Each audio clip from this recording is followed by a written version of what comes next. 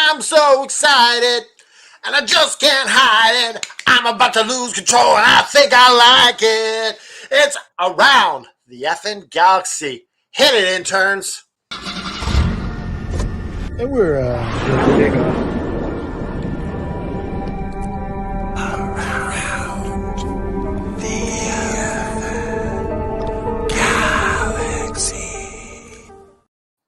You was proper vibing there. You feeling all right?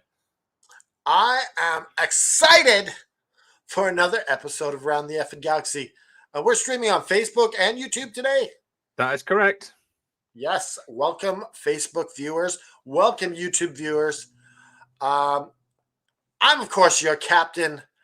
I am the patron saint of professional wrestling. I'm that gingered up, bubbly son of a bitch.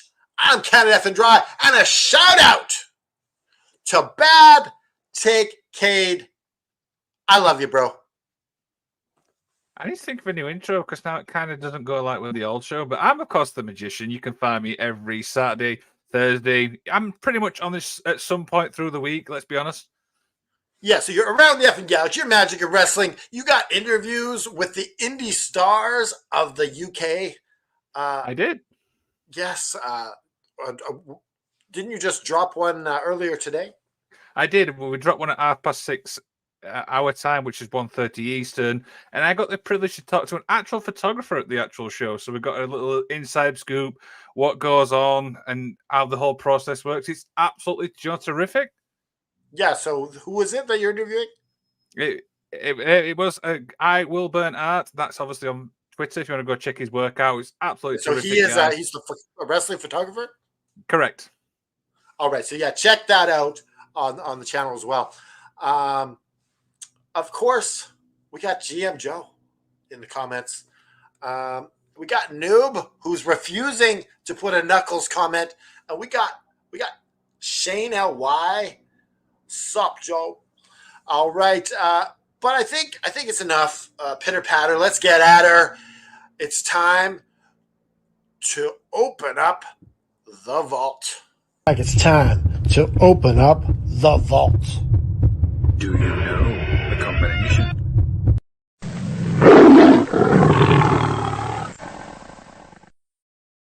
Didn't you take that tiger out last week? No, the tiger's in there somewhere. I'm scared. I'm really scared. There's the tiger's in the vault somewhere. We got to find him. We got to get him out. We got to, Yeah. So as we said last week, this is kind of something we've taken from the Wrestling with the Paranormal. Where is it like a little icebreaker type thing, just kind of like wheel us into the show? Yeah, we just find some fun videos and just to have a bit of a laugh, have a bit of like, oh, this is cool kind of thing. Just anything can be in the vault. So we've got two videos. So I'll play the first one, and this is really, really good. Check this out.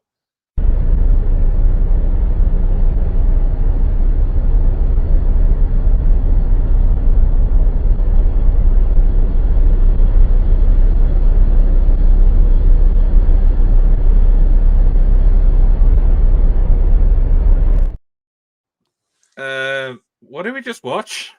What are the odds of being driving down the highway and you get a van or you get a tractor trailer carrying the Batmobile, carrying the Back to the Future car, carrying the Ghostbusters car? I think there was a Scooby-Doo van on there.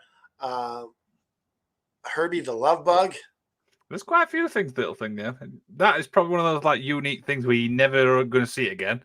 Yeah, like what's the chance of seeing all these cars in the wild all at once? I've got to ask you though, which is your favorite car out of all these? Batmobile for life. Yeah. Look at the picture. I've just noticed. With Sonic, he's got Knuckles. GM Joe has Knuckles as his profile picture. Yeah, bravo, my man. And of course, yeah, I have to agree. It's got to be the Batmobile. One of my biggest things growing up was obviously the Batman. So, yeah, probably one of my favorite vehicles. Yeah, that Batmobile in particular is really cool. The Michael Keaton Batmobile. Mm-hmm. Yeah.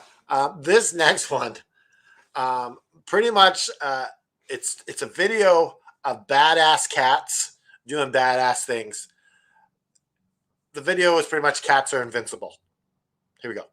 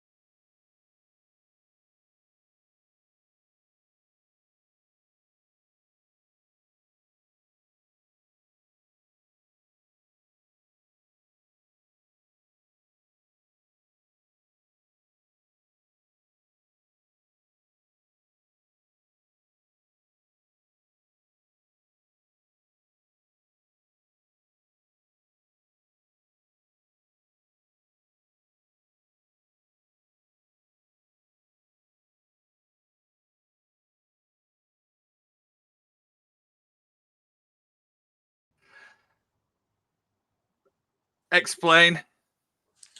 This is just badass cats doing badass things. You had a cat taking on a tiger, taking on a bear, taking on a snake. Everything. Catching up on the comments. We're going on Mr. Isaacs, going on Justin, and let the salty son of a bitch in the comments. The salty son of a bitch is one of my favorite people. You know what? You gotta have some saltiness now and again. Is yes, that fair? You're my pepper, he's my salt. It makes a great meal. Wait, hold on. I thought we were done in the vault. There's something moving. We have one more thing in the vault. Yeah, I've just seen something moving. What the hell? Is that a person in the vault? I don't know. Let's hang on a second. Wait. Hello? What the? You guys want me to? What are you doing in the vault? I don't know how I got here. How long have you been in the vault? For a good chunk of time, probably half a day at least. Did you see the tiger in the vault? Something touched me. You know? Okay. You know? Good thing you have those cats protecting you. I hope so. It's better than a lot of the hate mail I've been getting lately, you know? Hate mail? Hate mail? Well, it's just been pretty rough. First, I lose my sponsorship of Bud Light. They told me that I was going to be their next spokesperson, but then they ended up giving it to a person named Dylan. And then now I just, on my MySpace account, every day I log into my MySpace account, and it's just nothing but hate mail on my MySpace. Wait a second. Why are you still on MySpace? Aren't you guys on I thought you guys were broadcasting today, on MySpace there, Is that still a thing? MySpace. I've been on MySpace in decades? Decades, yeah. Well, I might have to, delete it. And on top of that, I'm going to have a major announcement come April 6th or 7th, so. All right. So what's some of this hate mail that you've been getting? Yeah, tell us about this. Let's see. Let me read the very first one. Dear Mr. Gary, go F yourself. Yours, Shane L.Y. Uh-oh. Here's it. Joseph touches himself during AEW shows. What? It's preposterous. I've never seen a person so full of themselves as I've seen Joseph Gary. I could imagine he looks in the mirror every morning, flexes his flabby arms like he's Brian Cage. And this is from Caleb's ex-girlfriend. Oh, Caleb's girlfriend with a shot in there. Oh, wow. And then here's one from Caleb's ex-girlfriend's dad. I swear Joseph inside sources come from inside his butt. those are very hurtful. But here's one. Here's one though. I do appreciate. Here's one from a fan. Joseph H. Gary is as humble as Hulk Hogan. You know, that's an honor as a I humble don't know. guy I like think that me. might be an insult. I think it was an Yeah. insider sort of. I know I'm pretty sure Hulk Hogan is one of the most humblest guys of all of professional wrestling. So it's honestly, in my humble opinion, I'm gonna have to say that's one of the best compliments I've received all week. Okay. Well, Yeah. take the wins where you can, right? Oh, exactly. Oh, and then here's one that really, really hurts. Joseph H. Gary gave his neighbor's cats AIDS, but this person calls himself anonymous. You know. By anonymous. Okay. Yeah. Now, can I heard you rescued this cat and cured him of cat AIDS. Exactly. I can't believe the slander of people, saying that I'm the one that gave it cat AIDS, And then finally, here's the last one. I thought there's absolutely no hope these days being a wrestling fan.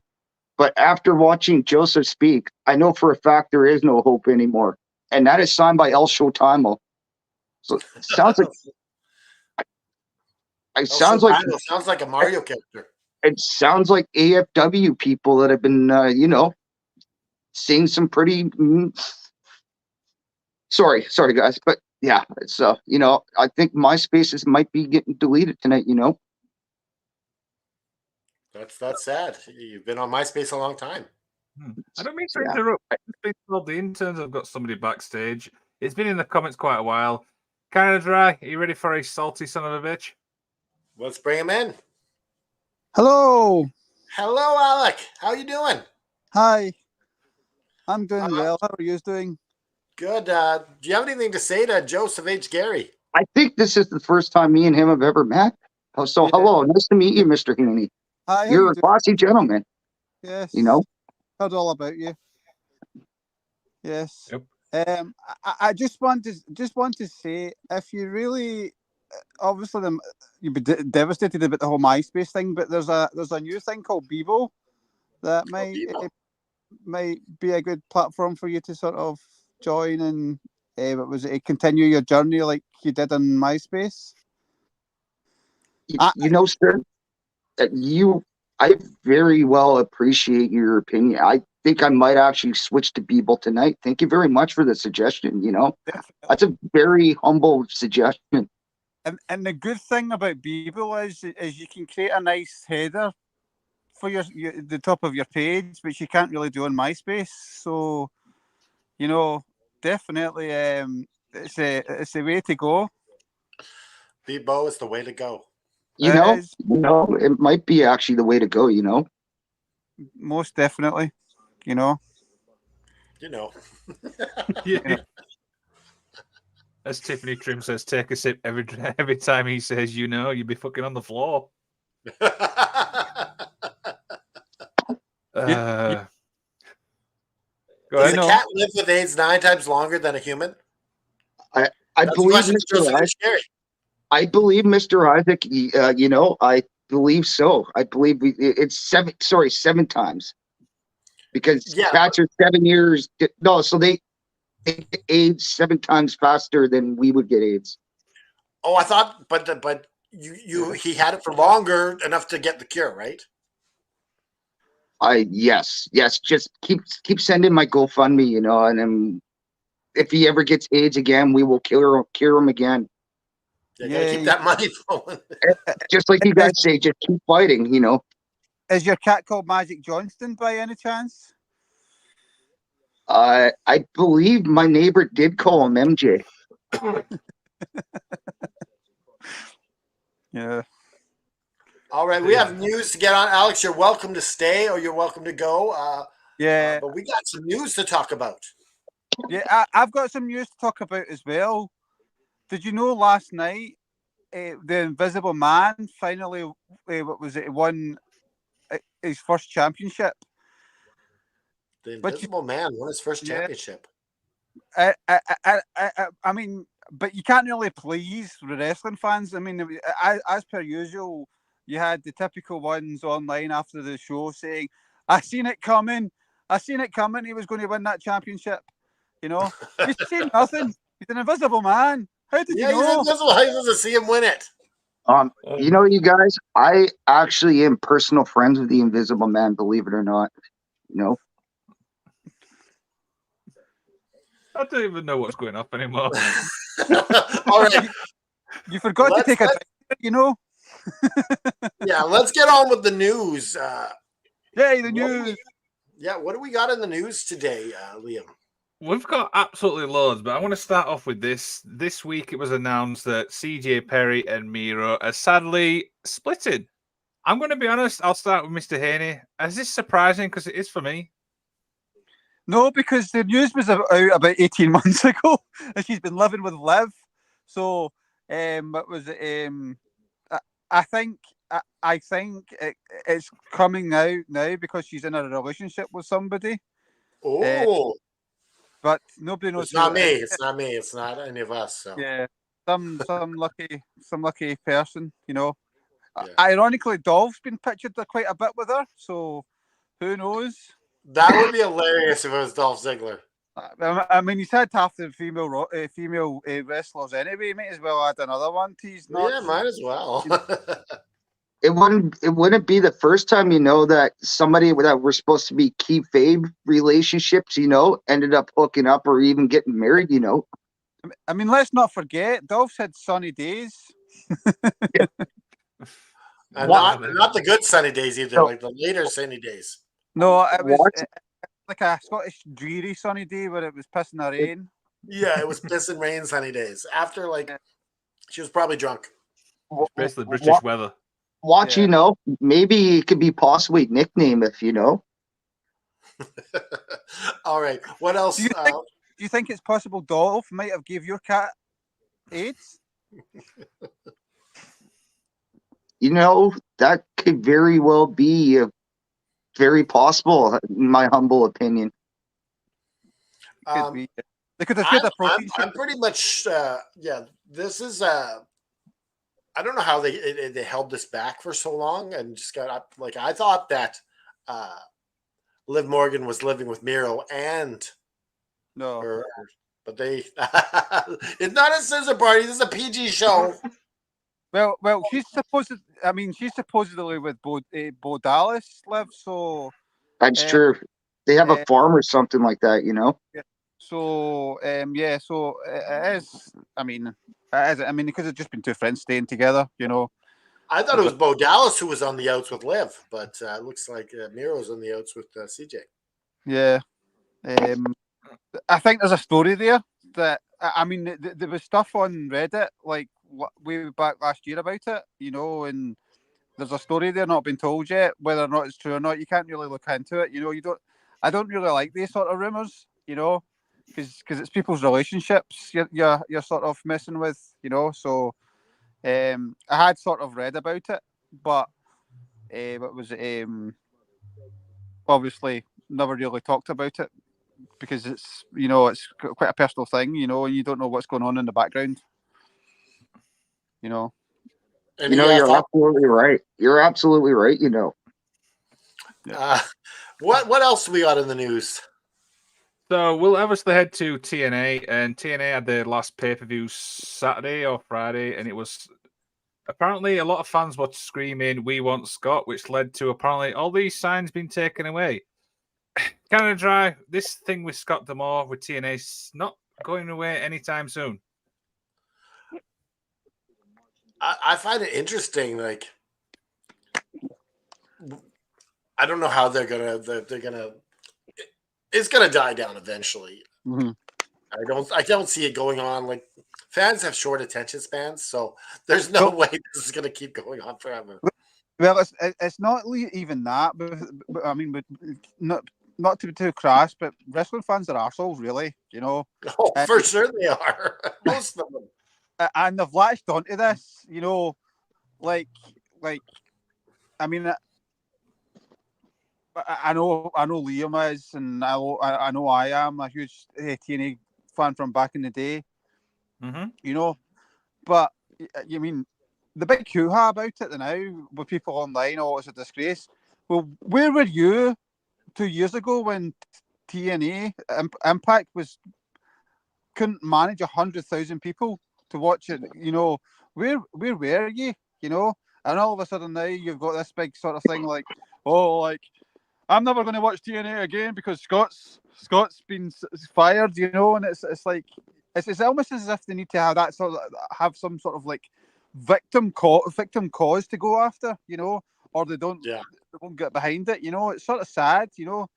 Ironically, TNA quietly were doing some amazing stuff, they were doing some dreadful stuff as well, like what was it, people being murdered and stuff like that. That stuff like that's just silly, but Can you say GM Joe's comment? Yes. Magician, I know you're a big TNA fan, but I turned on Impact this week and it looked very amateur. I've not actually seen it this week, so I'll probably need to go back and check that. But yeah, it's kind of sad. What are your thoughts, Joseph and Gary? I originally read they were actually kicking fans out, but I don't know how true that is, but that, yeah, I have to agree with some of you. Some of the fans, are not humble, and some don't believe that they're good at they don't even believe that, like, they want Scott back. They just show up with the signs, just a troll situation. So, yeah, I mean, that Scott is a key, but at the same time, TNA is just want to get it improved at this point. Yeah. Anyone got anything to add? No, I think we can move to the next topic. Of course. So we're going to pick a big one now. And this Wednesday on AEW, we saw, of course, the debut of Mercedes Moné. Now, we've got a lot to obviously unpack here. So I'll start off obviously with the debut. Canada Dry, I mean, it's been coming for a while. We've known this for a while. But what did you think of the debut? I think the fans were really on board with this. I think they were really excited. And I just think, like, the fans yelling CEO, it just sounded so cool. Mm-hmm. I think that they made a mistake, though. I feel like it maybe should have been not first because they didn't know that she was coming back at the end. So It was kind of no one really hang around for the last match. The ratings on that weren't very good for the last match. Joseph H. Gary.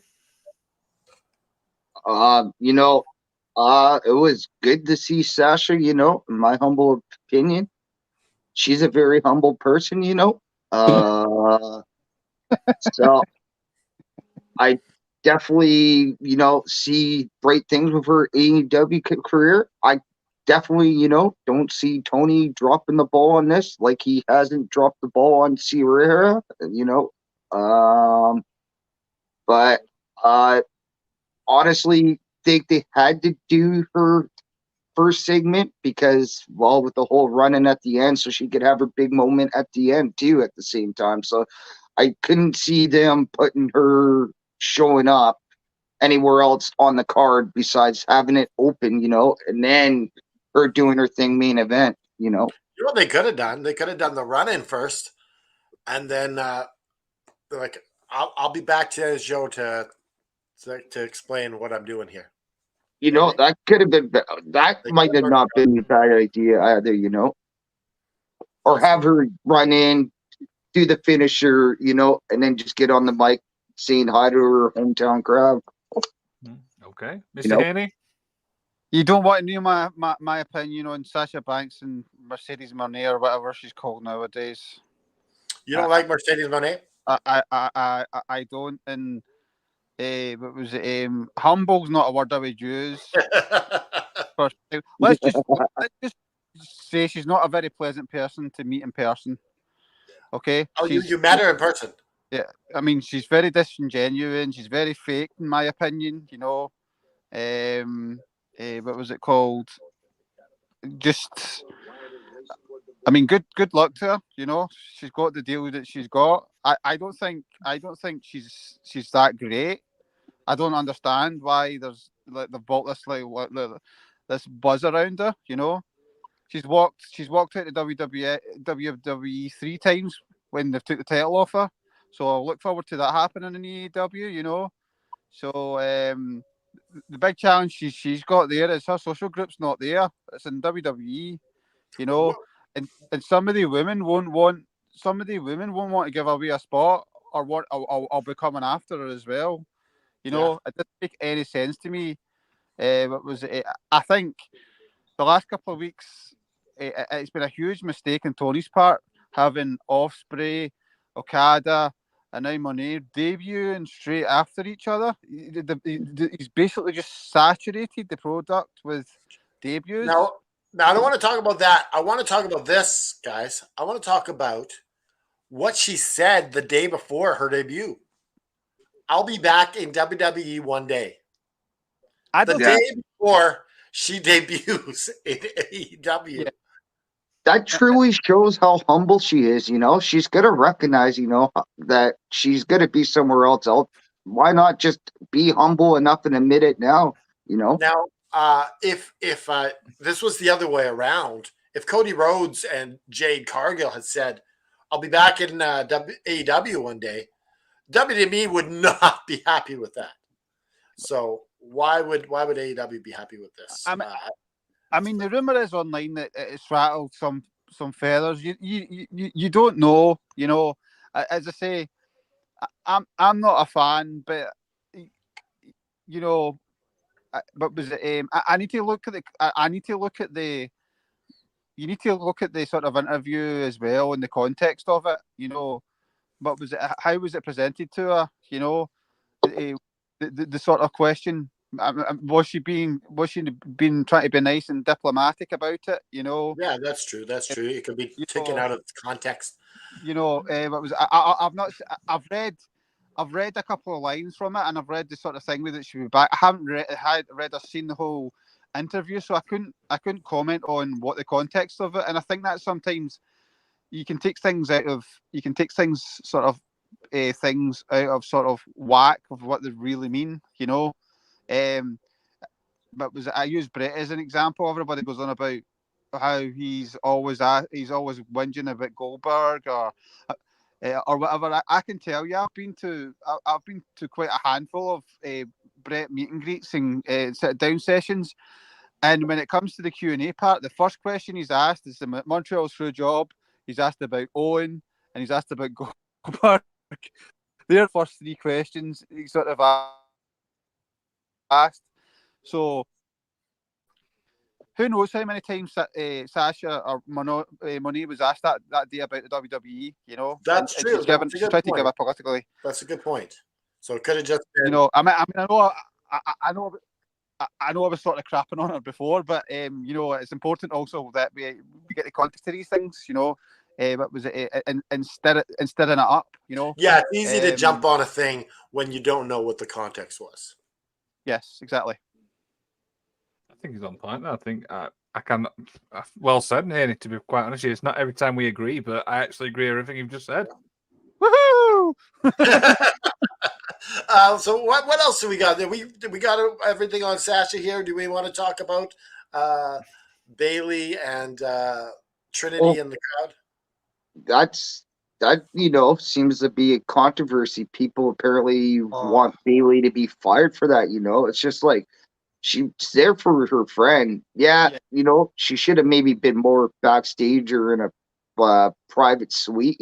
But she was like high up in the rafters. Like Sting. So she was up in the gods, in the dark, trying to sort of support a friend and. The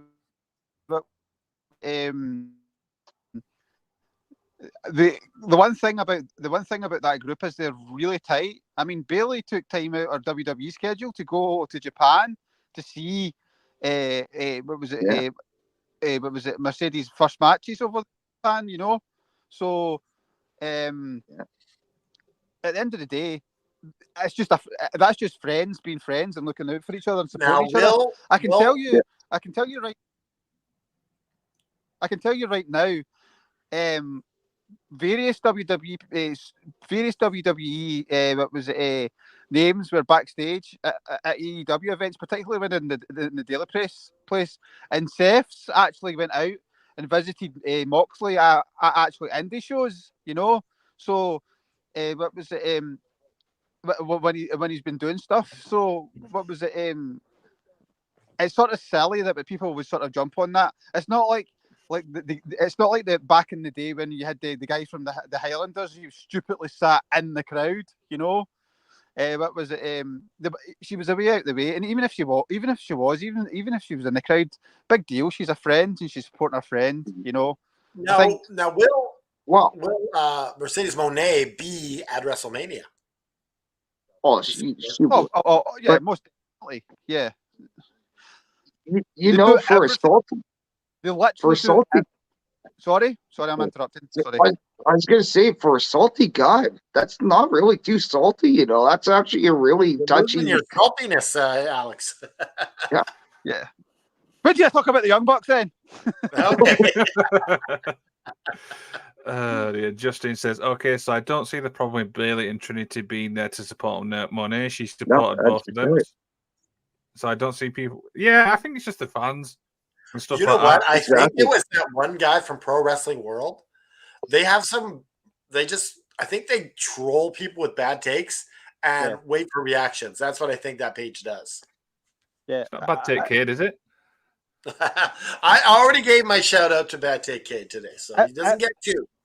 Everybody criticizes the internet wrestling community, and you know I've sort of given my opinion on that before, and it's not as big as people think it is. Most of that comes from the wrestling journalism, and I think one of the big things I don't like about EEW is the scrums, you know, because it's very, very, very. What was it? A select sort of set of journalists that are there that are only allowed to ask certain questions, and when it comes out of line, it's sort of deflected. And Tony says, "I can't answer that," you know. So it's a difficult one. But I Do you know think what I'm happy with? Just a side note here. So the Ariel Hawalway, I don't even know how to say his name.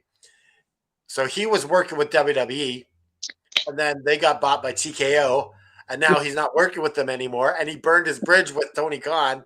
So now he's got no one to talk to. Yeah. You know, that stems from a long time ago beef between him and Dana White. So that's exactly why he's now got ousted from the WWE. You know. Yeah. And then you know, like Tony Khan is under you know, he can't say this because it's illegal. He was trying to get some information, and he's bitching at Tony Khan because he wouldn't give him anything. to be fair to you, if you've watched that interview, Tony's not a very good interview, and he's very he's very spin driven. He'll always spin it back. He's always got this like, but we've done all these great things, and we've always done. It's almost like a politician talking at times, and that's not what these interviewer guys do. But was it? Tony doesn't give a good interview, in my opinion. I don't think Tony should be doing the press conferences because what was it? Anytime he has been sort of pressed, he's sort of come off looking silly at times.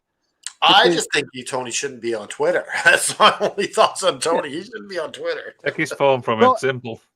Well, someone should be doing that for him. Tony is almost as loose cannon as Donald Trump on Twitter. You know. Nowhere near. Don't listen to that. Well, yeah, Tony got president 2024. You can mind me coming into the community, the community, and talking about this because what was it? What was it? What was it? Like, I know somebody that's involved. Well, family I work with who's was involved with Fulham, you know, and they know what he's like. And when I was trying to tell you this, these people this, it was like, you just don't want to like EEW, you know? But he's always had this, he wears his heart on his sleeve, and I get it, it's passion, you know? But at the end of the day, he he needs a PR person to be doing this. Yeah, absolutely. And I know that Because- from running effing wrestling is that if people take shots at you, you take it personal.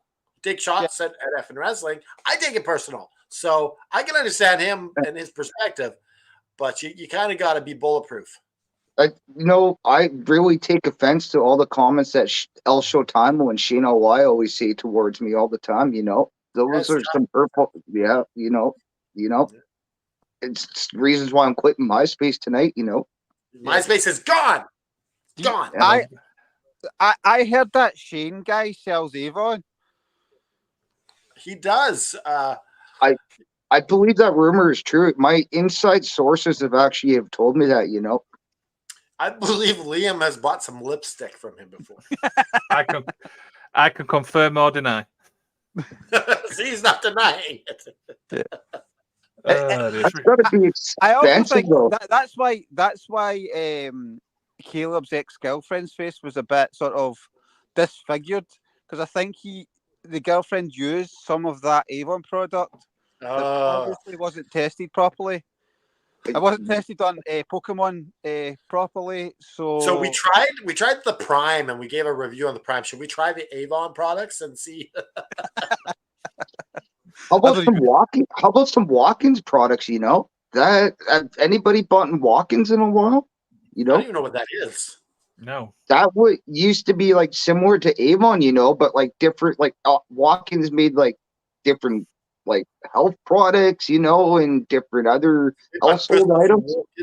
It used to be like one of those door-to-door salesmen, they show up, with the catalog. Like this is like mid 90s to like back from the 60s. All right, let's get it back on focus here. What else we got in the news here today? I mean, we've got loads to pick out, but I'm going to pick out this one because it's really, really sad. And you sent me this. A wrestler sadly passes away. Now, Canada, you know a little bit more detail than this than I do. Yeah, he died in the ring. It's so sad that this happened. It seems like he passed out and then he died. Jesus. It says 22. Is that his age? Yeah, just let me look. Let me just look Now, this up really quickly. Is this the one that was in Japan, or is this a different? Because I've heard of Mexico. Because I heard Takahashi just wrestled somebody or something and collapsed after his match and passed away or something along that. The wrestler's name is known as Ray Destroller. He collapsed in the ring March 2nd at Lucha Libre event in Monte, Mexico. He was wrestling with his brothers, Black Spider Jr., their tag team match. Spider Jr. executed a head scissors on Destroller and their opponents earlier in the match, but collapsed upon attempting to rise afterwards. So something to do with that head scissors. Mm-hmm. What, wasn't that what went on with Rey Mysterio when he was out of WWE and wrestling in Mexico? Wasn't it something similar, or the guy? That was the ropes. It's believed that the rope came up and basically sprung up and snapped his neck. Yeah. He was looking for the 619, if I remember rightly. He was good. He was good at the 619, and then he saw the guy was in distress, and Ray at least was humble enough to pull back on the 619 at that point when he, saw his opponent. How horrific! You're in the ring wrestling, and one of the people you're with dies. Think about a few years ago, Silver King. I think it was against Hoover 2 Guerrero. It was in these boys' parts. It was like in a UK promotion or something when that happened. Yes, it's certainly. I mean, there's lots of instances of that, and it's horrible to think. They're just going out to entertain people, and then, just heartbreaking. It's sort of, that's why you should never say wrestling's fake, because it's kind of like the one where Buff Bagwell took the botched move and Yeah. Oh, yeah. head slammed But on the guy. But speaking of what, I swear I heard there was also somebody in Japan, collapsed after their match and died. But maybe I'm mixing stories up. But I swear I read that there That was was a long something. time ago, I believe, not recently. Okay, maybe the story just repopped up or something. Yeah, because That's of why. the one that just happened. Yeah. Yeah. That was like the story with Dave Meltzer told with Shibata, saying that he literally was in the operating theatre and they had to remove his brain from his skull. That's just a true story, of Dave Meltzer. It's like they literally had his brain out his head. It's like, well, no, you can't do that. No, it's not even possible. It's very Hulk Hogan-ish of that story. Yeah. Should we move on to oh yes, let's talk about what Al Snow said about AEW. He said quite a bit. I mean, I've actually got the quote here, so I'll read it out. He says, "We have now escalated to where we watched Will Ospreay going up into a vertical suplex with the guy standing on the second rope, dropped straight on his head. We watched Orange Cassidy get dropped badly on the top rope and could almost be cut in half. Okay, question mark. How much as the scale went up? They're going to watch someone die, meaning legitimately they're going to die right in front of your eyes in a match." Can I try take it away? I kind of agree in a way. Like, these high spots don't need to be there. I could see of a high spot to finish off a match. Mm-hmm. Like that move he did on Fletcher last week on Dynamite should have been a finisher. He's done. Yeah. 1, 2, 3. It's over. But he gets up and keeps going. You didn't need that move. It's too risky to do, and they shouldn't do it. Like it was. They showed a Mankind getting dropped off the thing. Undertaker didn't want to do that, but No. Undertaker insisted.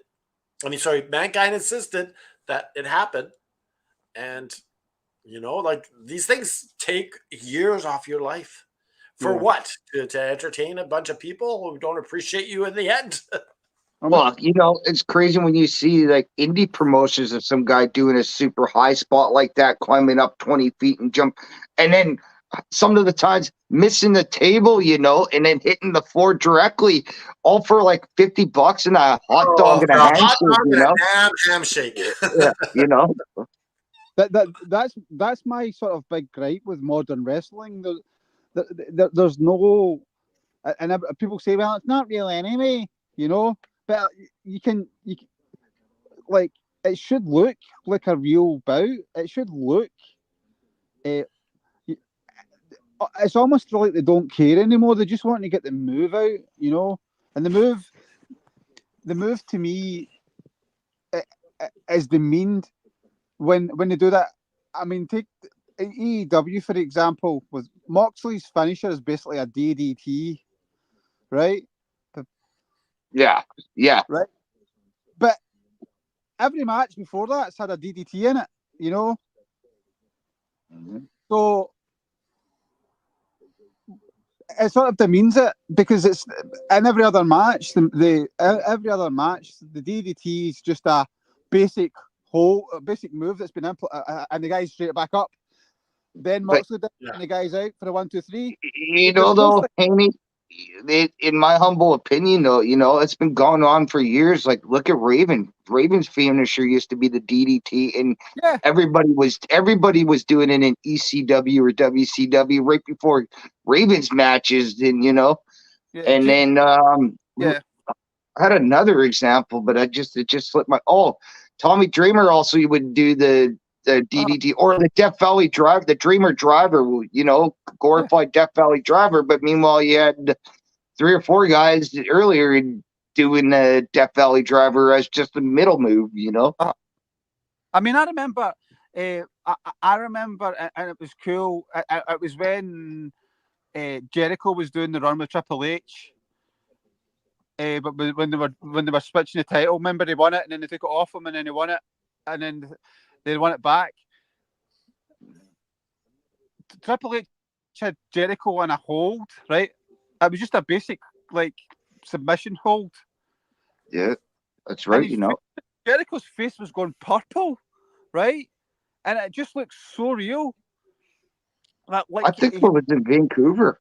Yeah. And now there's not even. You watch Jericho do the Walls of Jericho. He's the one that literally walks the wrestler back to the ropes. Now let's walk it back here, because this isn't about good storytelling or over dramatic. This is about safety. Yeah. Let's focus on that part of it, because we could go on all sorts of tangents. But yeah. I agree with you when it comes to safety. Like less is more sometimes.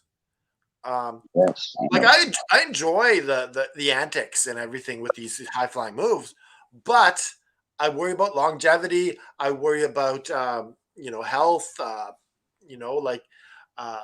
Problem is, you don't need to do all these big moves to tell the story. Problem is, the people forget. You look back at like some of the old ROH days, and then even New Japan and CMML. These guys are coming from, and then their local indies. They're coming from other promotions, doing these reckless, things, which then translates to bringing it over to AEW because that's what they've watched or been doing it elsewhere. And unfortunately, yeah, I agree, that they need to kind of, cut some of these moves down because pretty soon we're going to watch somebody break their neck, and they're not coming back ever again, Yeah. And one of the moves Ospreay uses is the Style Clash. Now, that's one of the most dangerous moves ever. I don't like that move at all. I don't even like AJ Styles doing it. It's such a dangerous move. There's so many opportunities for it to go wrong. Yeah, your body is just totally exposed. You got nothing, hands to. AJ Styles, on a couple occasions, including James Ellsworth, knew they were gonna, do it bad, and he perfectly either extended it, like he somehow managed to cush the fall midway, knowing that otherwise they would have broken their neck or whatnot, But that's the sort of difference between competent wrestlers. There's a story. I don't know if you ever seen him, Liam. There was a Scottish wrestler called Lionheart, Adrian. Yep. Callum. I think he was a champion down your way as well, and he broke his neck through an AJ Styles. What was it? Styles Clash. Sadly, I remember that. Yeah. Sadly, Adrian's no longer with us. Adrian passed a couple of years ago. But I remember an interview about it, and the whole thing around it was, is it a safe move? I've never really liked the Style Clash. It just looks unsafe to me, and it doesn't even look impactful the way that some people do. It's like what was it? The Canadian Destroyer. I couldn't believe, Michelle McCool was using it for the longest time too, Yeah. Is she? Yes. Yeah. Oh my goodness, I can't imagine her doing it good. No. That was during her title reign, Oh. What were your thoughts on this, Liam? I mean, I can see why. I mean, I've been obviously at wrestling shows where you see the high flying things and you're like, holy crap. And I mean, doing podcasting now, it's like one false move and you're like, oh my God, this could end really, really bad. I mean, I've literally seen a wrestler like pop his shoulder out and it's just, you're like, oh my God. Yeah, it was pretty bad. You know what I mean? So, and yeah, we've seen it, Ray Phoenix, the arm break. There's so many injuries we've seen. Do you know what I mean? Stuff like that. And do you remember? You remember with the broken neck from so like it's easy to happen. An injury can happen like that. Look how many injuries Top Flight's had. Those guys, those two brothers alone have taken so many stupid injuries because of reckless high spots, you know? Yeah. And do you remember all these matches? Now, I can tell you, I mean, this might just because I'm a big fan of it and I might have seen it, but I can go back and tell you what, I can walk you through the Owen versus Brett matches, right? I can walk you through Piper matches, certain Piper matches. I can walk you through the Rock Hogan. I can talk you right through that match. I couldn't tell you a wrestling match in the last 5 years, but I can walk you through. What was it? One these supposedly 5-star matches that Meltzer goes on about are 6-star matches. I couldn't walk you through any of the matches because there's just so much stuff going on and so many risks taken. Look at Dragon Lee and what was it? Takahashi. It was Takahashi, wasn't it? I mean, that was an instant of the guy nearly dying in the ring. Then you finish the match. And then he was out for 9 months, 9 months, and he came back We earlier. got a few more things to cover here, so we got to move on to the next topic. Yeah. Okay, that's fine. We'll move along. And a big name could be coming back to WWE. It's one name I really didn't want to hear at this moment in time, but here we are. It's, of course, Brock Lesnar. Mr. I don't think there's any way they can do this. Why not? I don't know. Like, I think that there'll be a lot of heat on them right now. I don't think they can. They No. can pull this off. You not know, now. I think it's way too soon. Like, maybe you know, later. I think this is, the certain ties to him having with members of TKO, aka the commissioner of USC, and being one of his tightest friends, that might be some of the reasons. But, maybe TKO has done some investigation themselves to see maybe Brock isn't as guilty as originally claimed to be, so we don't know yet. Let's put it. Let's put it in a sort of different sort of perspective. Like, he was sent a video, right? We've all seen videos and what was it, of stuff on the internet. Me. Yeah, you're a liar. You're a liar, right?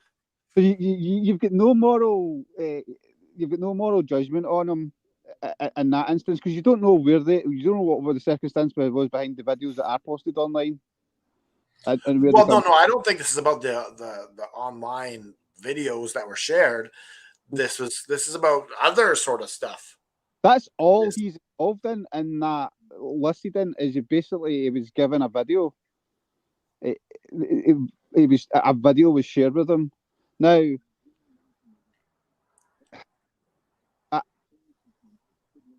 my opinion on it. I think if it's as bad as it said it is, then it would have went through the criminal courts, and it should. The reason it's not is because it's all about money, and they're building up all these court cases. What was it around the back of this? But what's going to happen is a lot of women are going to come out who have been involved in it, and they're going to get very upset because this person with initial, all she's looking to do is settle that case and get her millions. And once she's got that whole thing, everything she's got, well, I think she deserves I think she deserves the money. I think for the trauma that she's gone through, I think she deserves the money. What is she going to get out of seeing Vince in jail? Nothing. But there's nothing but heartache. If there's more women involved, she's got a moral responsibility to. Yeah, that's no different than the Esping trial, to be honest. That Virginia Guthrie taking the buyout when she could have shared a lot more information that would have been. But I don't know about moral responsibility because there's freedom. We have freedom of choice, freedom to make choices. So should she do that and not get the money? Who are we to say? If it's like when you don't have that money on the line, it's easy to say. But when you have the choice of going after that money or doing, suing, making sure he goes to jail, it's not easy. it's not an easy choice. So, like for us to sit and judge her, no. Yeah. But if the thing that I'm saying is, if she settles and gets her millions, then you can't look at Vince and say he's guilty of that, because he's not been found guilty of anything. All he's done is a settle. There's millions of lawsuits, several cases settled every day for whatever reason. Well, no, he's not guilty in a court of law, but people are going to But- judge him anyways. Yeah. It, I mean, in the UK, it would have been taken out of her hands and it would be dealt with legally already, I believe, Liam, wouldn't it have? That is correct. Yes. Yeah. So that's my main gripe about the whole thing. And let's not forget as well, and just to give you a sort of an example of things going the wrong way. Look at Amber Heard and Johnny Depp. Okay, a perfect example. Now everybody looks at Amber Heard as a nut job now, and looking at it probably as the case. But she won her lawsuit against that and the Sun. She proved that her case in the UK law civilly. Yeah, so she won the case, but lost the public opinion, which is hard because now no one wants to hire you. No, but just coming back to what was it? Obviously, this is a topic for another thing. But just coming back to sort of the Rock thing and the TKO thing, I think there probably is. I will tell you, within 5 years, WrestleMania will have a UFC fight on WrestleMania. They'll actually have a fight. Probably that's a good chance of that. Yeah. And you know what I think? I think that in relation, I think that UFC is going to have weekly shows to set up their pay-per-views like WWE does. It's most likely happening that way, you know. Well, Saturday is a free show. Yeah, I mean they already have fight nights. Yeah, that's true. They downgraded their show, and it's going to be. But I think we got to move on to another topic here. We got some stuff here. Yep. So we've got one more topic to end, obviously, the show on, and I really hate bringing this guy up because he's been mentioned so much over the past year or so. It's of course CM Punk and Booker T. Weirdly, I don't like Booker T at all. I'm sorry. I think he's a bit of a dick. And I guess CM Punk's a bit of a dick. So you got two dicks yapping. There's going to be fisticuffs. Yeah, but I don't understand why Booker T is airing this on his podcast. Why is he causing trouble for WWE and CM Punk? So I think it's a work. I really think this possibly is a work, and they're pulling the wool over our eyes. Mm-hmm. What do you think, Alex?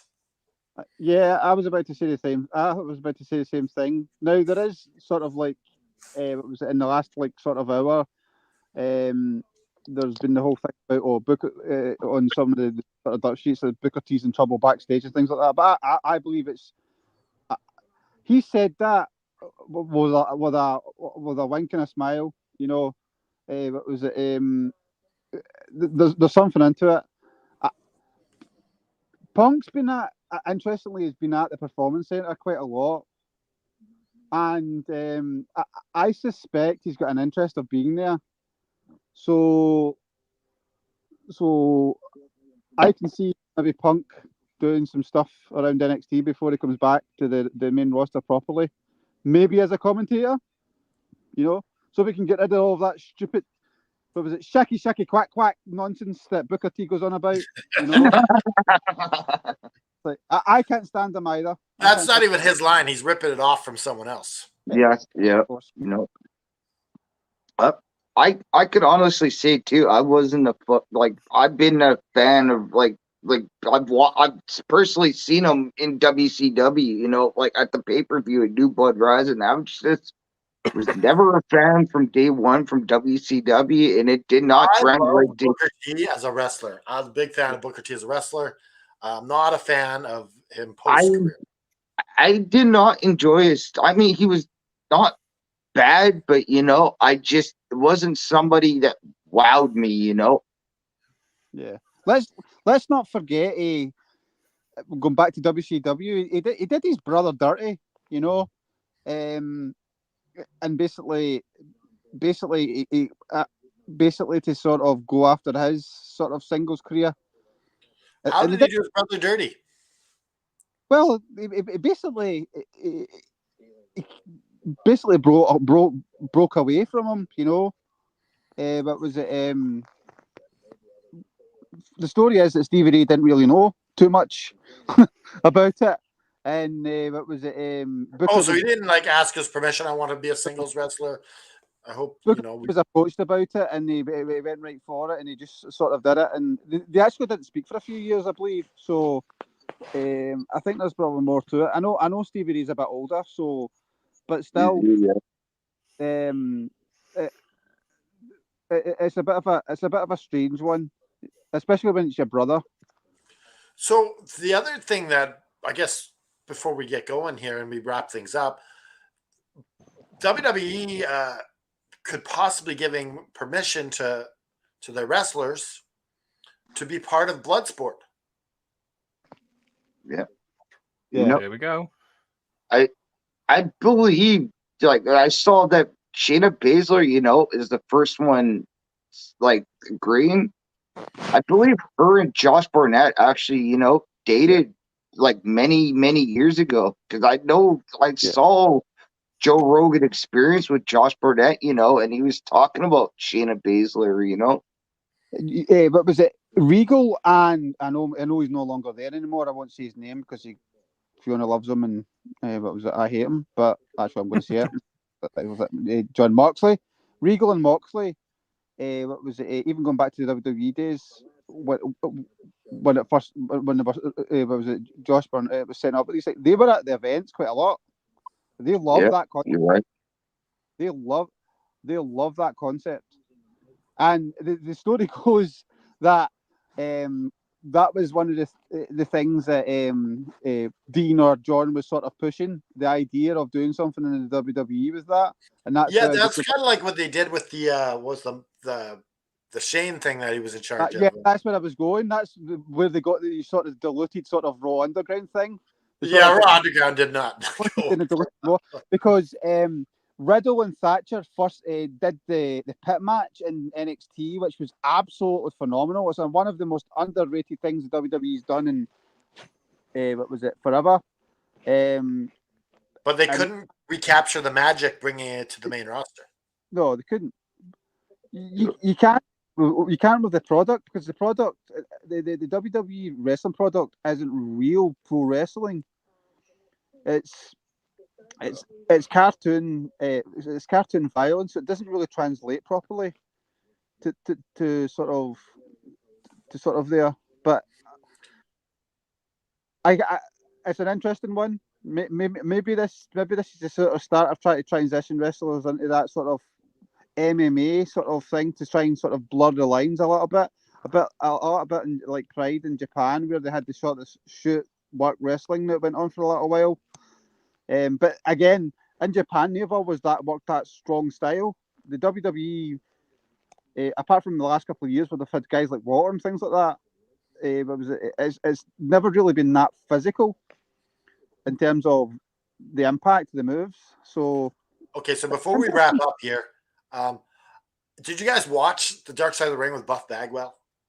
Not yet, you know. I still have to see the Earthquake one too, you know. Oh my goodness. This was a really good episode. Spoiler alert, I'm not going to give anything too much away, but there's a scene in this where it shows Judy Bagwell shaving Buff Bagwell's balls. He's like, was that when he was like a male gigolo, you know? No, this was during his WCW height. Oh. He hired his mom to do stuff like that. Did you ever do anything like that, Liam, at 1PW? Not to what I've heard. Like, why would during WCW she need to shave his like? I guess bring in you said you would just shave your own balls. Yeah, but you know, like like, why would you need to shave your balls as a wrestler if you wore the pants tights the whole? He never. He just liked them shaved, I guess. Like, maybe he, had some sick perversion for his mom. Like. Oh well, let's not get into that. Let's not do that. But I mean, like. Gary, keep it clean.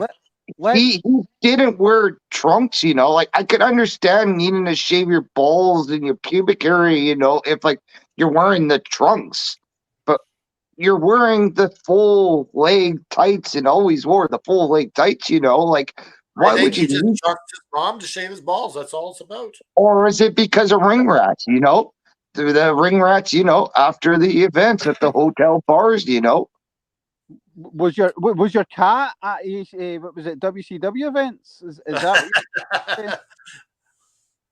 Well, I heard rumors, that Shane L.Y. guy was actually at the New Blood Rising event, with Judy Bagwell on the forklift match, Buff Bagwell versus Canyon match,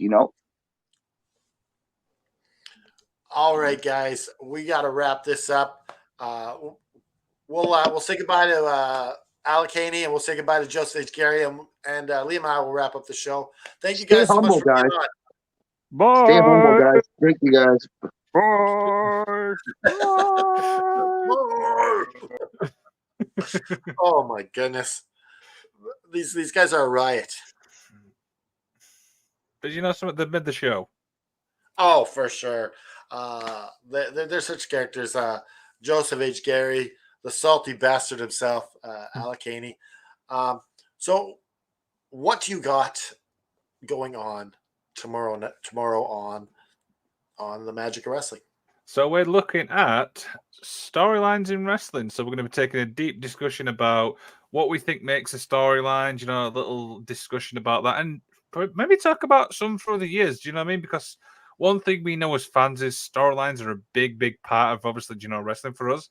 Storylines are important, and of course, Saturday night we got it. The boys are back. We got the Garage After Dark, and then of course on Sunday. I don't know quite what it is yet, but we'll come up with something. It's the All Effing Wrestling Show Sunday morning. That's 10:30 for me, and that's 1:30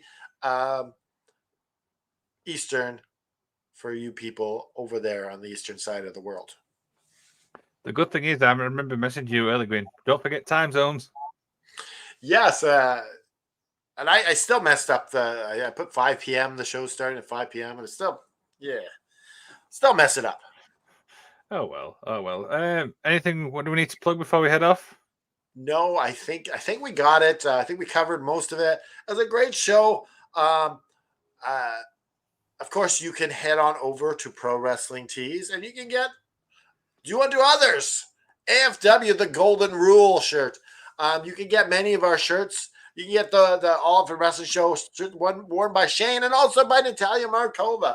And of course, if you like old school wrestling, and I know you do, you can head on over to Pro Wrestling Tees, where you can get the adorable Adrian Adonis shirt, holding up the middle finger, who was featured on a Dark Side of the Ring episode.